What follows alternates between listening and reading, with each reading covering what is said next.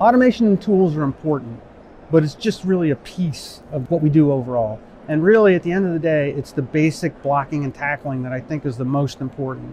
The way the spectrum works is you start off at the Department of Defense level with formal controls that are based on NIST standards. Then to that, we add security technical implementation guidelines, STIGs, that DISA establishes. And you can think of those as basically best practices for configurations of individual product. Then to add to that, we add two-factor authentication for every single privileged user account and for the vast majority of non-privileged user accounts.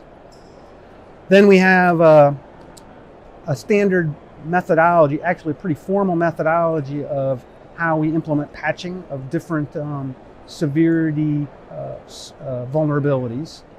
And to that we add our own tools on top of the DISA tools, where we manage risk management framework, a system called EMAS. On top of that, we then have our single new network that has a whole suite of security tools used by our CSSP and Cyber Operations Center. So at the end of the day, we have all those formal methods, and then before we connect something on the network, the risk management framework implementation and evaluation we take very seriously. For some systems, complex systems, it can take over a year to go through that process because there are hundreds and hundreds of controls.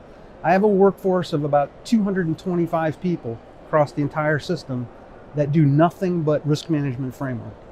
Now over time, with a single network and standardization of medical devices and kind of moving back from that owning one of everything, I hope to reduce that number. But all of those things together, the tools, the people, the processes, the formal processes, really are what enable good cybersecurity, and I'm pretty comfortable with where we are. Adoption of a commercial EHR, one of the best things that's going to do for us is allow us to adopt new technologies as the commercial world adopts them, as they get integrated into Cerner Millennium as a product. So we're going to get best practices across the board for that. So that's one thing.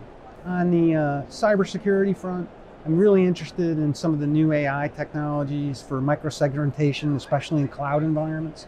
Not necessarily the use cases that the vendors come to tell us about, but in terms of, say, flattening the whole network. But I really like some of the things that we could use in the cloud to help separate us from other cloud tenants.